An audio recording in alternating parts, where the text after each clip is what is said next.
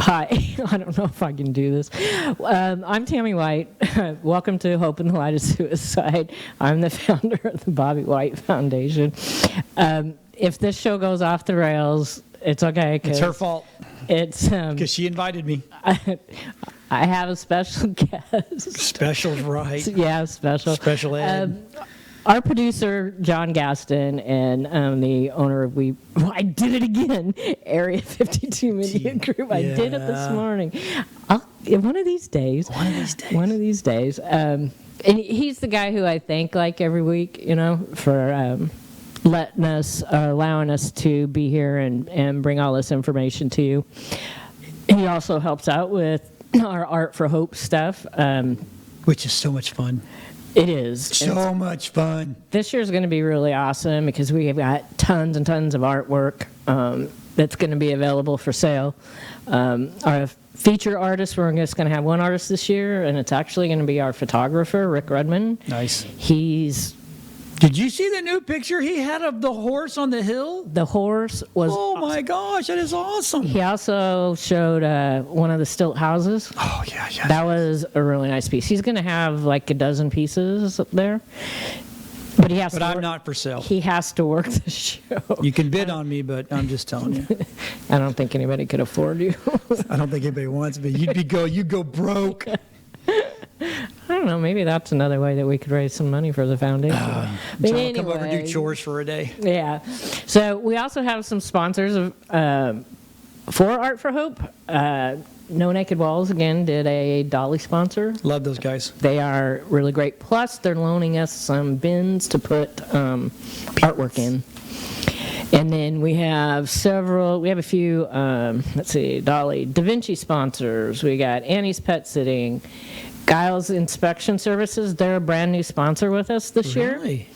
And, of course, Precision Surveying and Mapping, they've supported us from the very beginning. And they're good people. They are. That's Bobby's boss. He worked for them for many, many, many years. And I just found out, too, today, dun, dun, dun. Our dessert sponsor, Leanne's Old Fashioned Cookies, is coming back. Ooh. So is she going to have a warming tray there so they're hot? I don't know. I'll have to ask her about that. Yeah, I can help with that. But I have a pizza warmer that we could turn into the cookie warmer. Oh, that would be funny. Oh yeah. So yeah, anyway, she's gonna be there, and she wrote a book this past year, and she's gonna bring a book. She's got a really interesting story. Does she? Yeah, she does. That's cool. But she's just the sweetest lady, and she supports us. I mean, she's been on board with us for several years now too, so that's really super awesome. So we'll have all sorts of artwork available. It's free to attend. Now, where's it at? Oh yeah. The Hilton Garden Inn. That's important. That is important. Hilton Garden Inn at the Suncoast Inn 54. They've been great. They support it. This is where we've had it. Also, if you've never been there, it's a really nice place. It is. They have a great bar. They do have a good bar, and we have a lot of artwork throughout the main floor of the hotel also. I may have to supply them with Southern Comfort, but, hey. They have a Zen room, too. Do they really? Mm-hmm. I didn't know that. Yeah, around the corner where the elevators are. So when I'm losing my mind, I just go in there and go. You can go into the Zen room. We'll send you to the Zen room. I've lost my mind. If anybody sees it, please pick it up and mail it back to 6142 Ridge Road. See what I told you? Okay. So. This is tea. I'm just saying nothing but tea. No, it is tea because I watched it. I saw that. So John and his wife, DeLynn, who DeLynn is also a sponsor of this show, the mortgage firm. Oh, yes. Can't forget Look at that smoking hot mortgage person.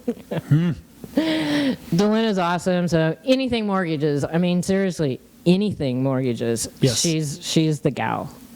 And she actually has been a friend of mine for many years. I knew her before I knew you. Yes, you did. And I asked her one day, I said, does Tammy not like me? I mean, what is her story? She goes, she just doesn't know you. I'm like, oh, okay. It's really kind of funny that you say that because that's not the first time that's been said about me. And I didn't know this until several years ago. Somebody went up to a friend of mine and said, Tammy seems like she's really stuck up. Snob. She's an art snob. and he's like, no, you got it all wrong. She's just really shy. You are an introvert. I am, and big time. It took me forever to get you to do this show. 10 months. Forever. I pushed and pushed and pushed and pushed and pushed, and it's like, I'll think about it. At first it wasn't even, I'll think about it. It's like, no. Yeah, at first no. I ain't doing that. And I'm like, well, and even by that time, we'd already become friends, and your family was super, super supportive when I lost Bobby. Well, you guys, all of you, were right there. I know, and I didn't know that at the time. Yeah. No. I didn't, and that's what happens with this. You find out things when things happen, then you find out more things about your friends or people that you're around that you normally don't talk about, and this is the one thing most people they don't talk about. They don't talk about, and that's sad. It really is, because everybody. It's like it's one of those things where you need to talk about it, but you're afraid if you talk about it, you're going to break down. Because dudes we're talking. You don't cry. Well, we do cry. It is what it is. We don't cry in front of our ladies because we don't want them to know that we're weak, and that's not weak. That is just sadness leaving the body. But yeah, a lot of people, they're scared of this topic. They are. And here's the thing. They don't know how to talk about it. And I think that's the biggest problem. I know you and God have mercy, I'll be all right. You guys have talked about it, how people just don't know, but they truly, coming from someone like me, you don't know what to say. Now, me, to deal with my uncomfortable, I joke. Right? And people, well, you can't joke about that. I'm like, oh, I joke about it because that is my mechanism to get past. Well, people have different ways of coping. Right. So if that's the way you talk, yeah, joke about it. We talk about Bobby. Yeah, I think it's kind of funny. My Bobby didn't show up until your Bobby left. That's really weird. That is weird because so I have an inner voice says, but my biggest antagonist is Bobby. And when you talk about it, it's like, that's Bobby. It's Bobby. Right? It's totally so Bobby. Maybe he's right here all along. Well, I always say he's always with me. Yeah, they are. And they are with, I'd say but it is. It's a hard topic to talk about. Because people just don't know how.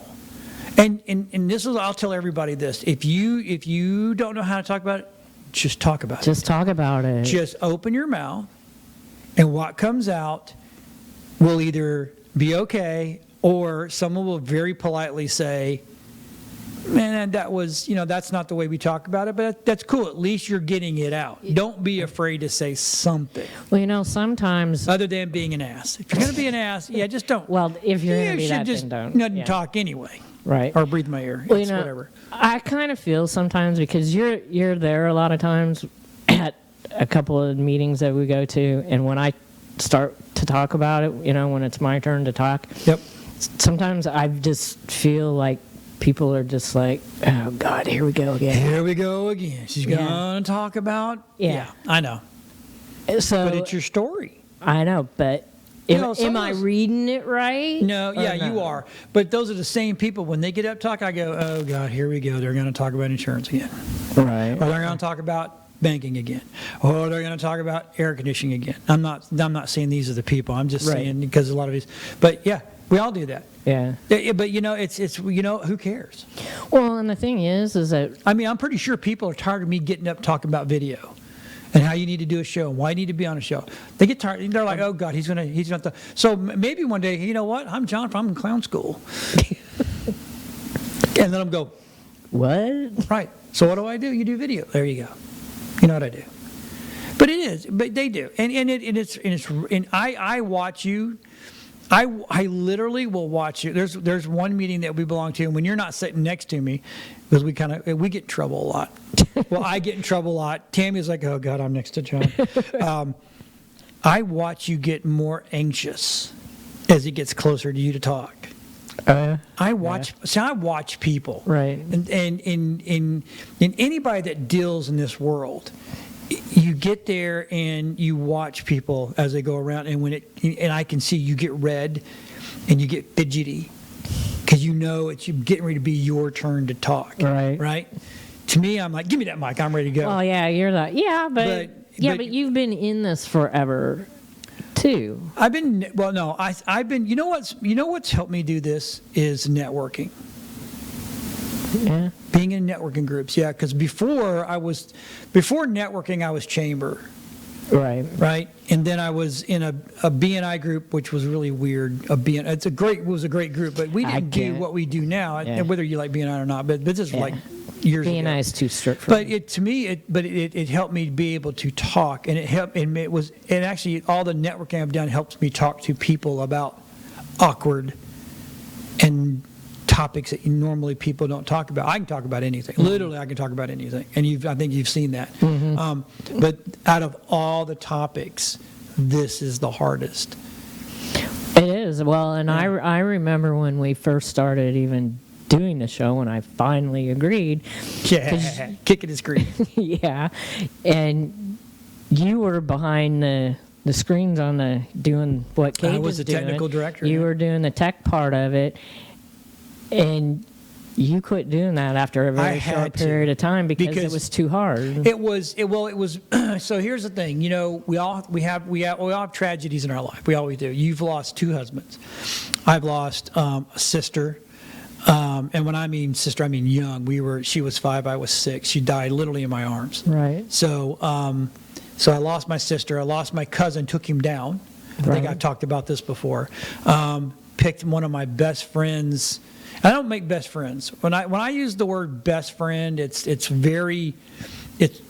hard for me to say because I'm an Army brat, right? We grew up. I didn't have friends everywhere. So when I finally found somewhere where I could get a friend, I had a friend. Like I still have one good friend from Olive Branch, Mississippi. His name is Lance Wallace. We were nerds together. We were the AV guys. We did stuff together. And I can still say he was probably one of my best friends. Still talk to him on Facebook today. But when I moved up to Clinton, Connecticut, I had to pick up I was a paramedic. And it was a volunteer fire department, so nobody was paid, all that kind of stuff. Well, I picked up her head and body parts and put those in bags. So that she didn't kill herself. That was her dumbass boyfriend who didn't know what he was doing driving that fast. But even him, I had to pick up. I knew everybody in the car, so we had to pick stuff. So those are the kind of things I've experienced. And then, of course, being a paramedic, you go and you pull dead bodies out all the time. Or the best thing about that part is I've also delivered babies. So the death versus life it's kind of like I don't believe in karma. I just believe you get what you deserve. There's a balance. There's always a balance. So all the deaths that I saw, the helping with deliver the babies, that to me was that negated all this bad stuff. Right. But eventually, I had to get out of that world because first of all, I did it because I was young, I was stupid, I had a Camaro, and it was cool to have a green flashing light and I could run red lights. I just thought that was the bomb, right? That's really the reason I did it. I didn't do it out of a civil duty. I just did it because you thought you were cool. I was cool, man. I had a cool-looking Camaro. I could put my green light up in there. I almost felt like Starsky and Hutch. But I didn't have a Torino, which I would have taken. But my Camaro was just as good. So, but I needed to go through those life lessons, right? And I got out of that world because that's not the world I wanted to be. And I didn't want to be a paramedic my whole life. I didn't want to be a doctor. That's my brother. He's the medical kid, right? So, but I was surrounded with so much death. I was in the same house as my grandfather died. I was just literally in the other room. So it's really, so I just had to, I've dealt with it. And all that stuff, you eat it. As a dude, we eat it. We don't talk about it. We're taught, you don't cry, you don't do this, you don't complain, you don't moan and groan about it. I had one of the strictest dads, at least in my world. It was, everything was suck it up, buttercup. Right. But I didn't know. I didn't get the buttercup. He was just suck it up and move on. You got a broken leg? Well, walk it off. You'll be all right. Literally. Oh, you're dying? Walk it off. You'll be okay. There's a little dirt on it, and you'll be fine. All that stuff just builds up inside you. So I know I pushed you and pushed you and pushed you and pushed you and pushed you and pushed you and pushed you and pushed you. And then when you did it, I'm like, oh, this is going to be easy. This is going to be a great show, blah, blah, blah. The second show in, it hit me like a brick. I mean, just a ton of bricks. I'm like, yeah, I looked at Rob. I said, I can't. I can't. Matter of fact, I couldn't even be in the same studio. Oh, no, when a lot you were of times. doing, I had to leave. I know, a lot because of times you weren't there. I'm sitting there going, what in the world is wrong with me? And I'd tell myself, suck it up, suck it up, suck it up. You can't let this get to you. You got to suck this up. And it's now I've gotten better. Like normally I would have never come on here and talked about my experiences ever. Yeah. I just wouldn't. No, I know you wouldn't. But No, hey, you made me do it, so come on, that wouldn't be fair. Now it's your turn. All right. John, meet Bus. It's called Tammy. But yeah, well, in the beginning too, when we first started this, I mean, the show has really kind of transformed in the last 2.5 years. It's morphed. Absolutely has morphed. In the beginning, it was really sad and it was really hard. But we were both, my co-host, Bonnie and I, we were still really pretty close Raw. out from losing. You're raw. It was raw. Yeah, and it was hard. There was several times I'd walk in and after you guys left, and I'm saying, how'd it go? And Rob goes, this has got to be their grief sessions. The show is their grief sessions. In the beginning, yeah, probably it was. I go back and look at him now. I'm like, wow, yeah, he was right. It was definitely. I miss Rob too, but things happen. But and Rob had a hard time doing he shows did too. He was like, because he told me, he said after he'd get done doing the shows, he'd have to go out and smoke a cigarette, he had to walk it off. He had to come down. You have to decompress. It's decompress is the word I would use the most, because after your shows, I know you had to go home and decompress because every week. So it's easy. And don't take this the wrong way. It's easy to live by yourself, be by yourself, and you eat your own grief. And I hate to use that term, but that terminology is what we were taught growing up, is you're eating your own grief. So for you to sit there and do it with week on end, that's what you did. But to literally go every single week, and this is why I kept pushing you to do the show, because I knew here that you needed to talk about it more than 30 seconds in front of a networking group. Mm-hmm. You know what I'm saying? Yeah. So you come in and do an hour show. I could have had you start off with 30 minutes. I know, but you didn't. Nope. I'm throwing you to the wolves. But to sit there a weekly basis and talk about a subject that is so raw to you helped you. Because now I can watch you talk about it. And you talk about it, like, you'll do your talks in front of network. You get through it. There's no way before this show that you could have stood up in front of 30 people and gave 20 minutes worth of talk and got through it without just bawling. Well, the first time that I ever spoke publicly was at WPBA when we were meeting at the Oasis. Yep. But I didn't do it by myself. No, you didn't. Maria was on this side and Jerry was on this side the whole entire time. I remember that. I was there. And that was a Friday morning group. Yep. And that was the hardest thing that I ever did, because Bobby's death literally took me to my knees. It shook you to a core you didn't know you had. No, I didn't. And people don't know they have that core. No. Nope. Like you said, I'm an introvert. I really didn't like getting up and talking to people. I do what you still don't. You still don't like it, but you're pushed and you're like, you do a good job now. But I do. My grandma wouldn't believe what I'm doing now compared to a long time ago. I mean, I remember being, and I even remember the teacher's name, Mr. Bixby, in junior high school speech class. Mm-hmm. And every single speech, I'd be shaking. In one speech, we had to do a demonstration, and I still remember this to this day. I was demonstrating bead weaving, like making bracelets, Indian weaving and stuff. Yeah. And I remember standing up there, And I just felt, this is my hands just going. It was like rattlesnakes in your hand. Yeah. And, you know, he told me and all the other students, they didn't see my hand shaking. They didn't see any of that. And I'm like, you've got to be kidding. You look like you had Tourette's. Yeah. I mean, cerebral palsy or something. There was just no way. Yeah. And I was like, seriously? And I got like an A on that. And I was like, yeah. I felt like I did horrible because I couldn't quit moving. And then who would have thought, you know? Yep. I know. I did. Well, you did, but I wouldn't have thought that I'd be doing a show like this, or for the reason it would be, you know, it just, even though suicide had touched my life when I was a kid, our best friend's uncle took his life when we were about 12 years old.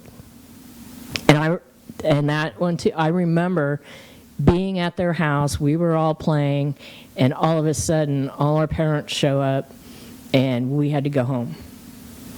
And they did tell us what happened, that, you know, that he had taken his life, but it was never talked about ever after that. Nope, it got shut down. That was it. Every once in a while, you know, we'd say something about him and just remember him, but it was just, that was it.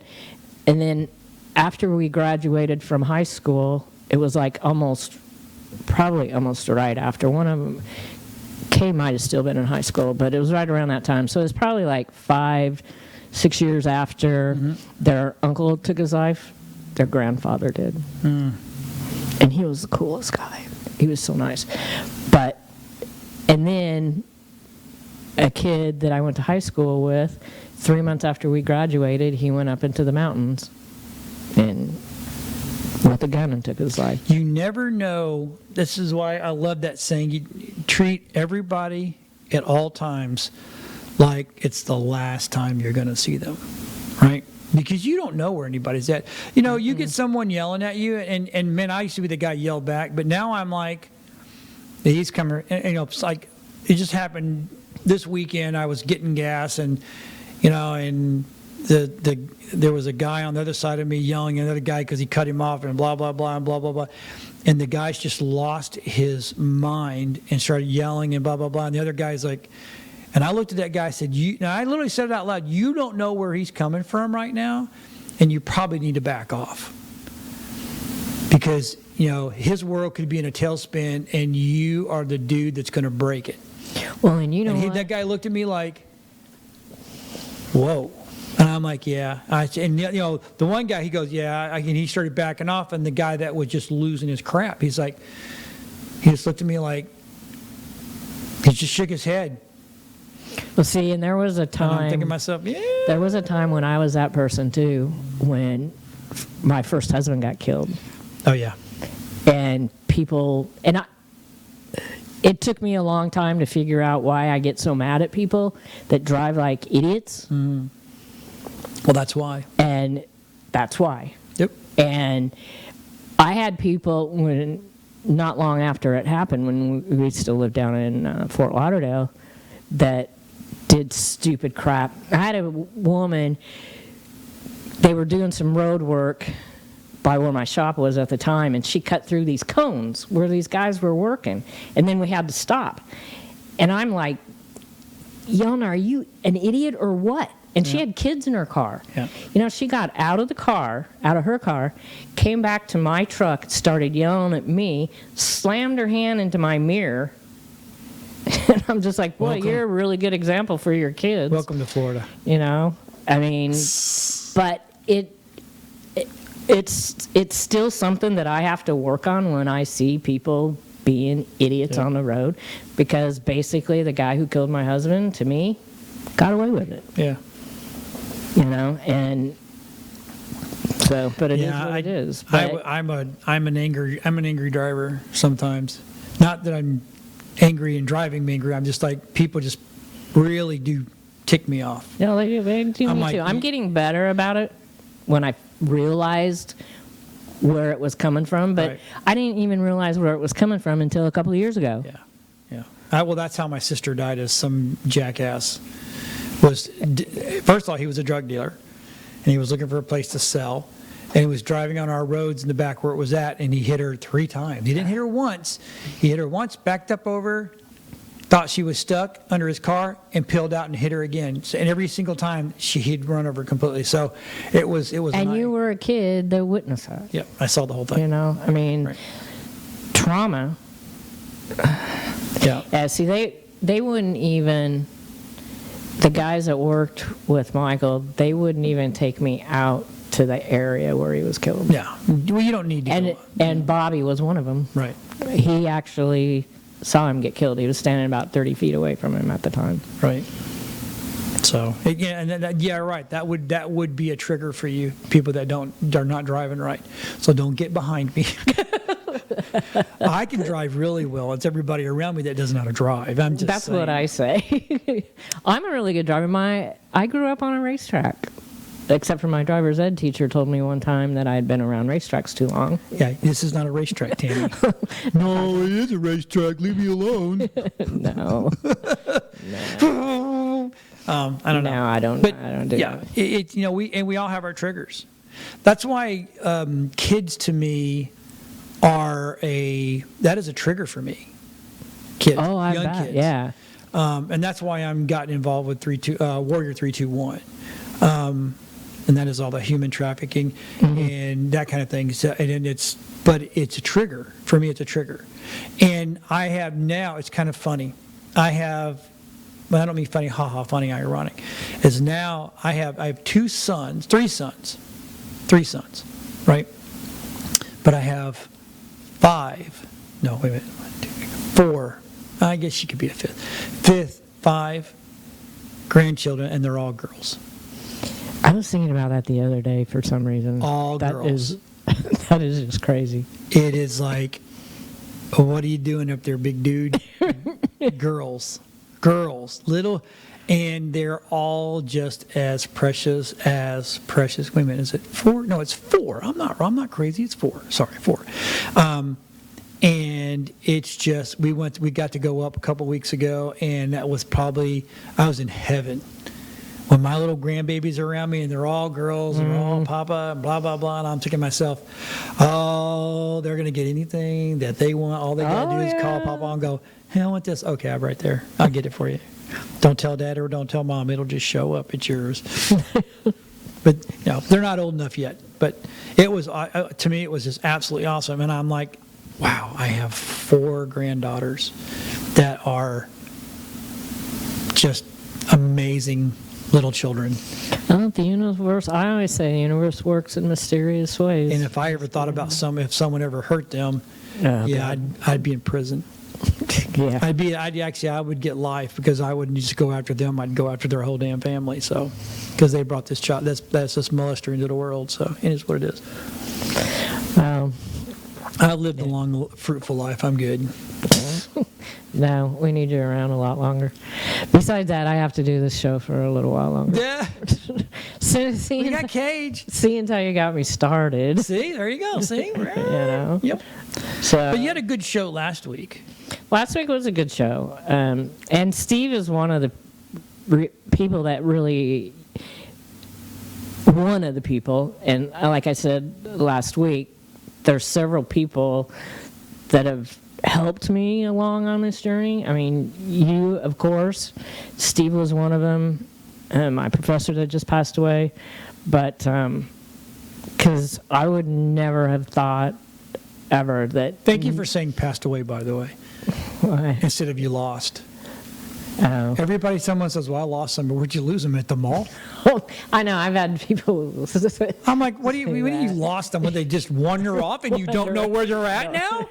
No, they died. Well, why don't you say that? Yeah. They passed away. Right. I know, I never got expired. Don't say you lost them because it's a loss, yes, but if you say that to me, I'm going to joke back going, what'd you do? Leave them at the mall? Can't you go find them? What? Jesus, come on. So my wife gets mad at me when I do that. She goes, that's not very nice. I'm like, is it? Well, it lightens things up sometimes. But anyway. Too soon? Well, that's going to depend. Right. That's going to depend. But yeah, I mean, Steve helped me with the idea of even, starting Art for Hope. And when I first started thinking about it, the first person and the only person I ever said anything to in the beginning was your wife. Oh, yeah. And I went to DeLynn and I said, what do you think about this? And this was probably a couple of years later, I guess. And she was, yes, let's do it. Yeah. I tell you, the whole foundation, the Art for Hope, that's, to me, it's awesome. And you're not trying. And here's the thing: you're not trying to be one of the big giants. I don't want to be them. You are literally grassroots. You're doing it, and you've had some help, but it's your journey. Well, I can't do any of it without the help because I need the emotional support. I understand that, but it's a big step to do it. It is, and some people don't.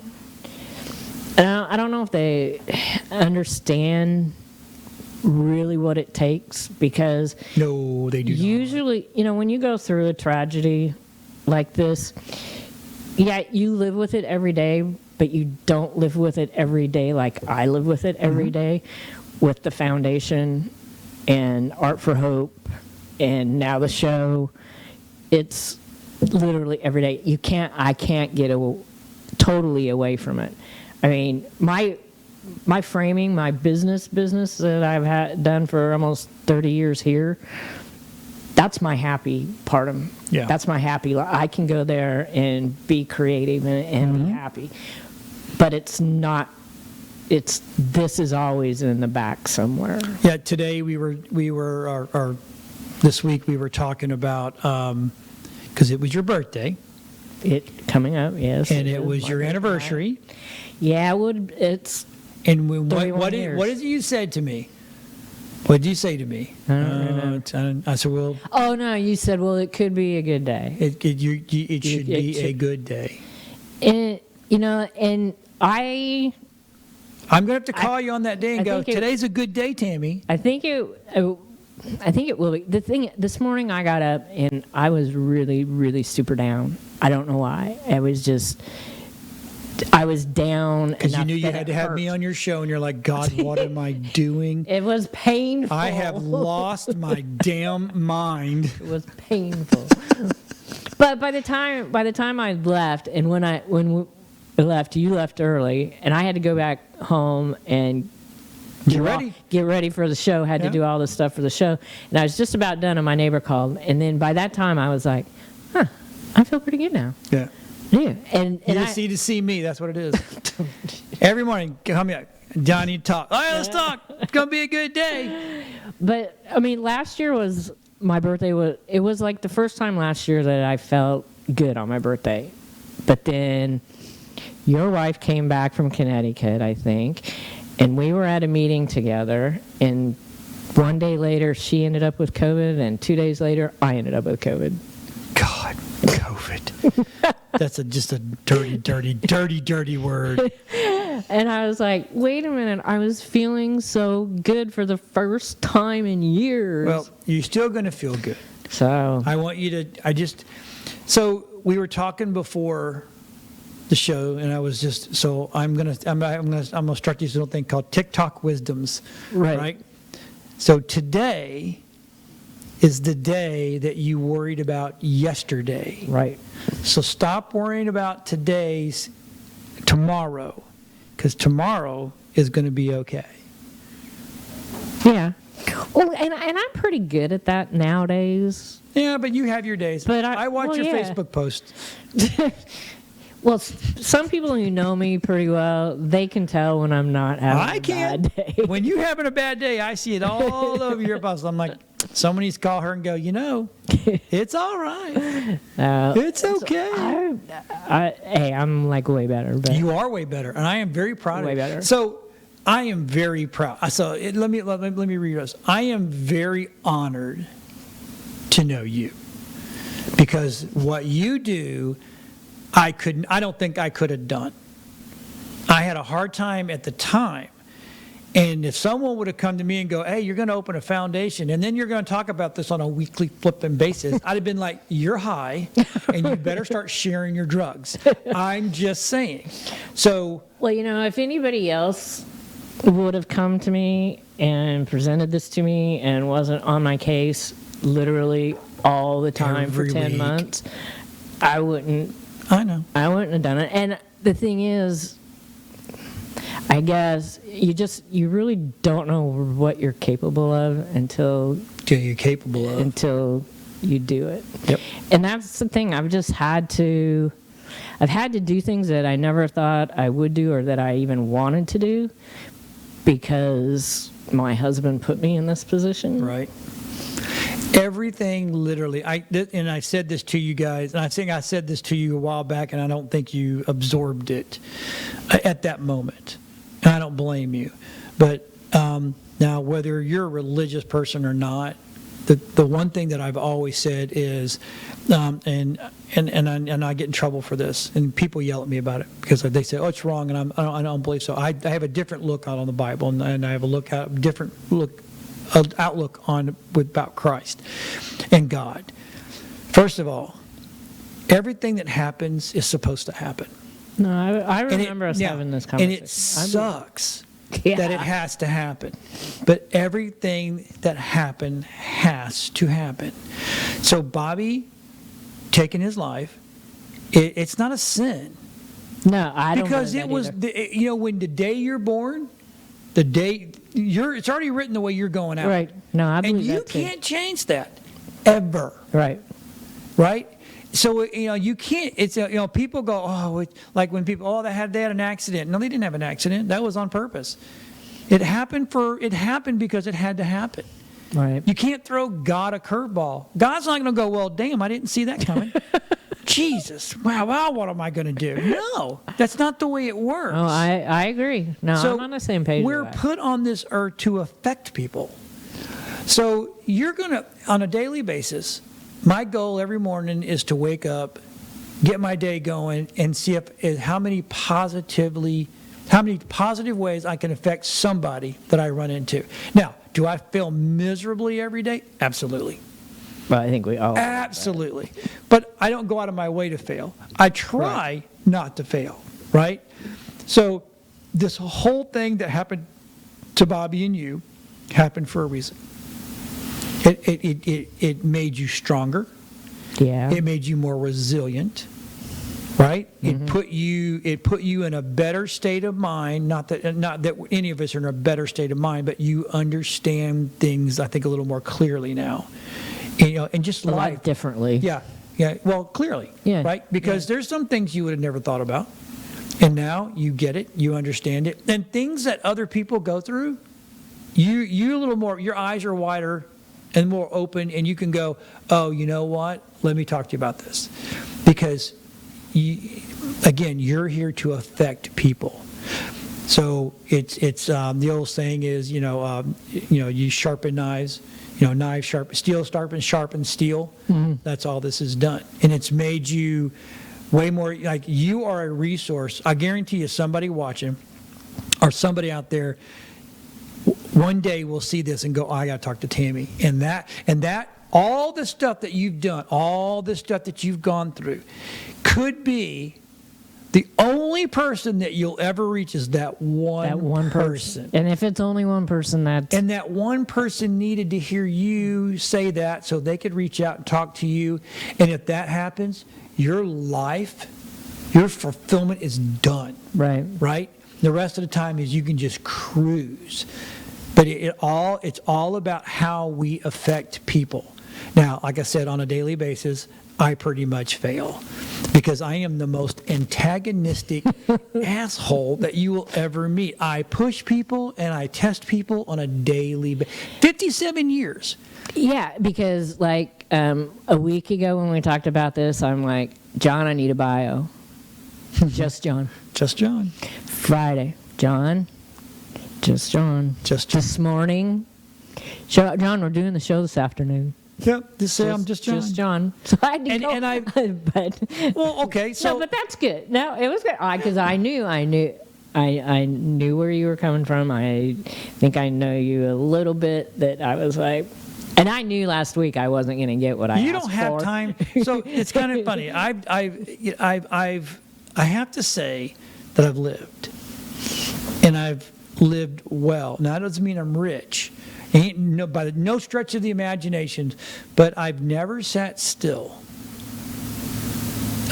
I don't want to be by myself.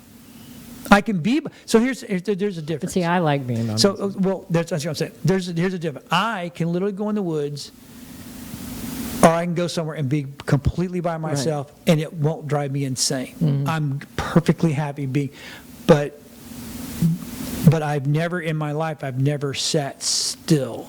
I always want to do more because I know there's so much out there that I've not done.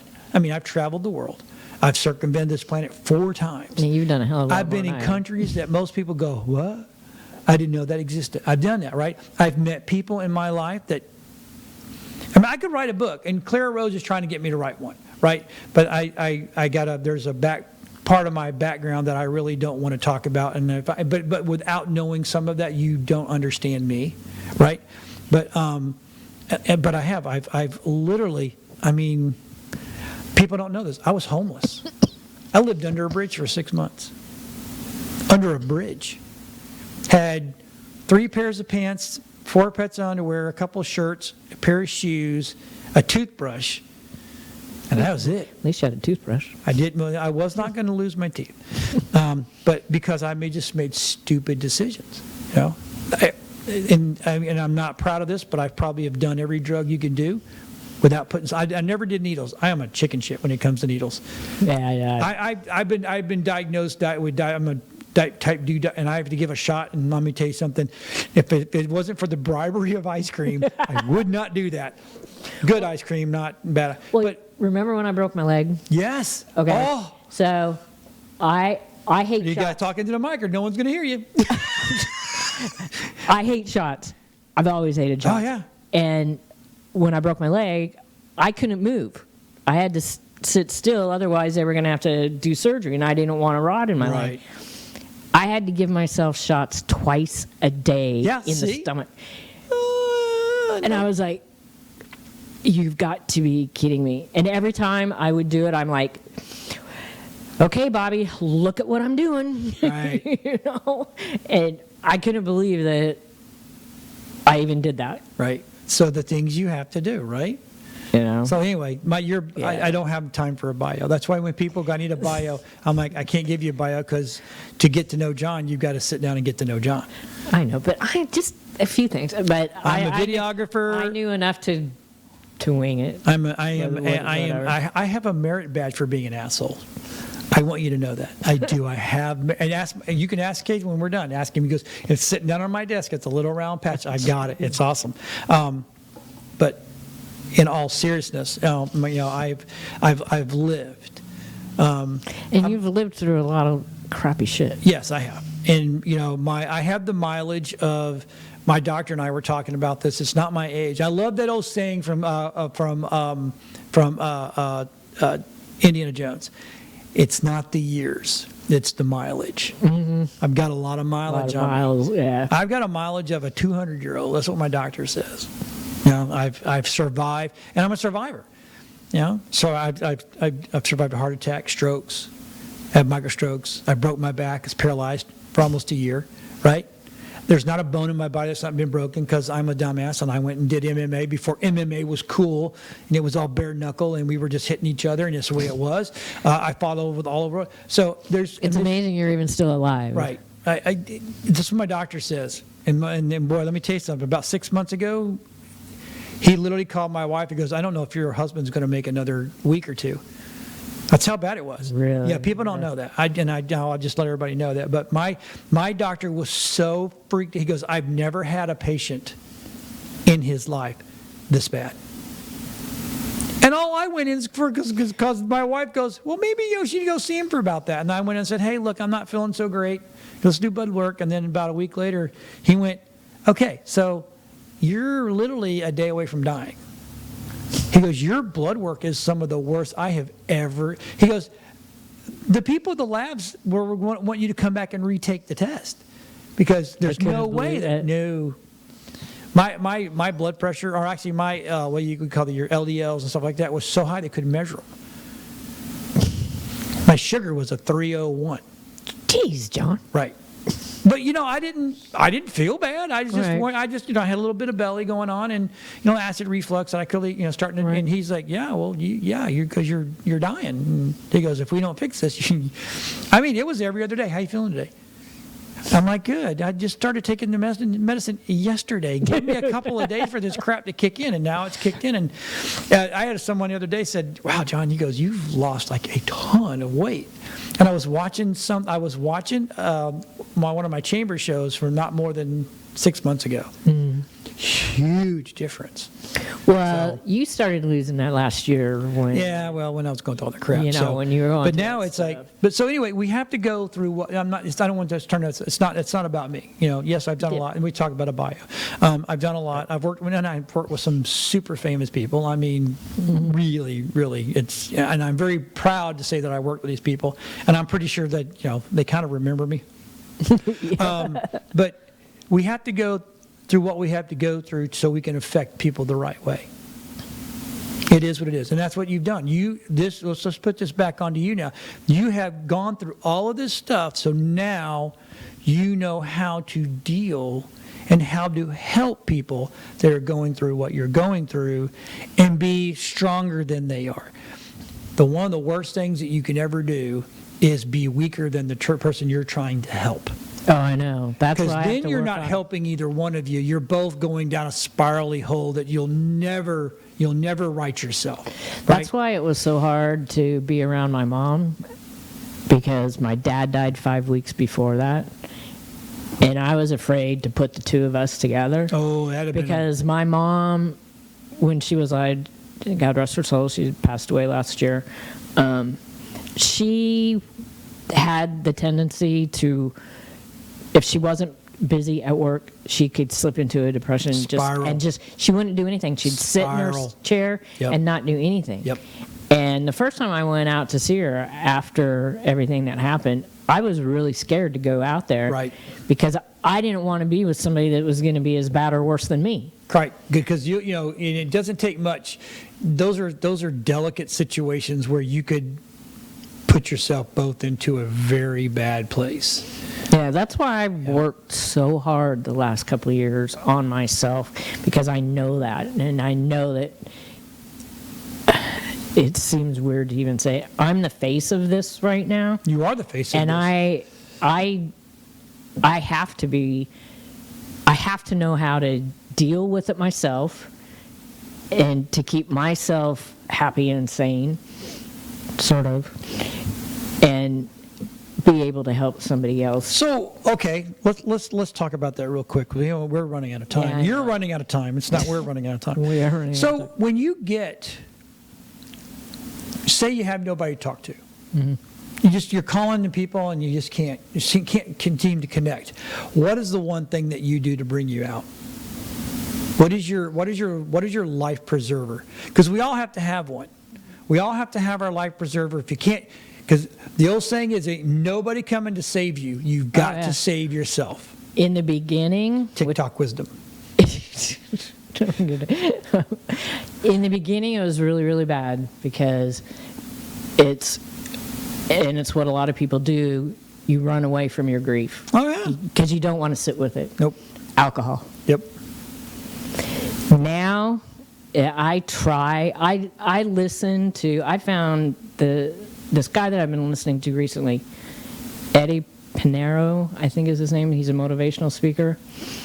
I try and listen to people like him, Mel Robbins, at least once a day. And I try to meditate. I've been getting into, which is going to, hopefully maybe by the beginning of the year, I've been learning and getting certified in sound healing with frequencies. Frequencies are awesome. See, I'm a sound engineer by trade. That's what I went to college for. And you'd be amazed what frequencies will help you do. Exactly. So I've got the tuning forks. I just got my certification for them. And I've been using them on me. But those aren't. But those are tools. So what's the one? What's the one lifesaver that you can for a fact you can grab, and that's going to pull you to the surface to get you out of that funk? There's got to be one thing. I don't know that there is really one thing. Can't be alcohol. I have to take care of my cats. There you go. It's my cats. Your cats. Yeah. And the really ironic thing is when Bobby would get stupid, and he would say something like, one of these, it's just going to be you and your cats. And I'm like, well, there you go. See? And it ended up being me and my cats. So it's your animals. Your animals. Yeah, my animals, because I have to, and it's like what they do, with service animals for our veterans. You have to get up and feed them every day. You have to take care of them. It's something. Even if you're not going to take care of yourself, you have to take care of them. And my cats, they won't let me stay in bed. Between 6 and 6:30 in the morning, right, they're in my face. It's your animals. So your animals are your lifesavers. Yeah. That's your life preservers. And I think it's always kind of been that way. Even when I was a kid, it's always been my cat. Even with all the bad shit that I went through when I was a kid. Yeah. And when Michael died, because we had a cat. And yeah, I think that's pretty. Yeah, mine's music. Yeah. That's my life preservers. Well, that's a good one. Yeah. Because I've been music my whole life. That was my dream. Do you know what an annual is? Yeah. Our yearbook. Yeah, right? yeah. So I have most of mine. On the second high school that I graduated from, there's a story there. I bet. You got to sit down with me and let me tell you about it. They made us write our top 5 goals for our life, right? Mm-hmm. So I thought about it, and I wrote all my goals down. And then, so the yearbook came out, whole 9 yards. We all signed it, blah, blah, blah. We all signed each other's things. But a friend of mine, not more than, right before he died, he died of cancer too. Me and him he was another one of my best friends that I could say was one of my best friends. His name was Joey John. We were back and forth on Facebook because we finally got attached there. We could call each other, but he was a musician, and he goes, "Did you ever look at your yearbook?" I said, "No, I had a crazy ass girlfriend that burned everything that I owned before, like 5 years before I met DeLynn. She burned everything." I mean, I went home and remember, that's a story. You got to sit down with John. Let me tell you about that. John has stories. I'll curl your turds. Anyway, I said, no, but I do remember what I wrote down. He goes, I'm looking at yours. He goes, you have checked every single box. Really? Yeah, I did. And he goes, that is, because, it was work with a major band. I've worked with several major bands. Right. Become a sound engineer. I became a sound engineer. Get married and have kids. I checked that because that's what I wanted back in high school. I wanted to be married. I wanted to have children. The other one was to travel all over the world. I traveled all over the world, right? And then the other one was to have my own studio. I've had my own studio. And you have your own studio. I've had boom, boom, boom, boom, boom. He goes, dude, you hit every single one. I said, well, I think you did too, didn't you? He goes, yeah, but I couldn't keep my wife. It's like, okay, I get it. Oh, gee. You couldn't keep the wife. I'm like, all right. So, but speaking of your own studio, yeah, we've talked about this a lot, and we're going to run out of time. But we are. We've been doing this for 2.5 years. Yeah, it's been a dream, and we've had a really hard time getting sponsors. What is the benefit of somebody sponsoring our show? Well, the benefit quickly. The benefit to sponsoring the show would be to get behind a great organization, right? That is an absolute must. This would really help you out, right? Help them out. B, it gives you exposure.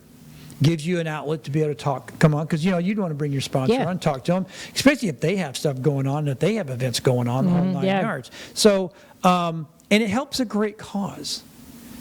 I mean, to me, that's the biggest thing. Is they're going to back a cause that is absolutely phenomenal, and it's important. Super important.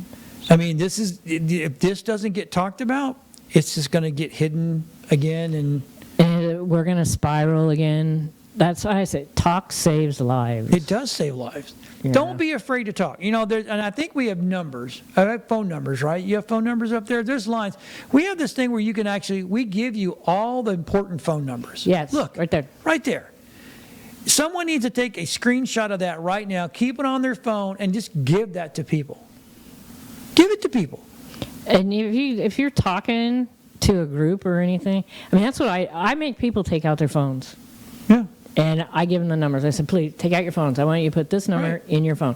Every time I talk publicly, I have them do that. Absolutely, because And everybody does. yeah. They do. They take out their phone and they do it every time. So let's remind everybody when Art for Hope is. Art for Hope is September 7th from 6 to 9 at the Hilton Garden Inn. And you can drink. Yes, you can drink. And there's going to be food, right? There's going to be food. And it's free to come to. And You get to eat for free? if you buy some. Okay, there you go. Got to bid one time. Okay, let's put up our quote. I'm starting a new thing with our quotes. Know you can survive. You may not think so, but you can. A couple years ago, I started a thing where I did 25 positive quotes from December 1st to December 25th. Yeah. And I'm bringing those back. Nice. Now every week. So we always end the show with what? I don't know. You know. Remember, there's always hope. Always hope. Thanks. Thank you, John. You're welcome. Talk to you later. Bye, everybody.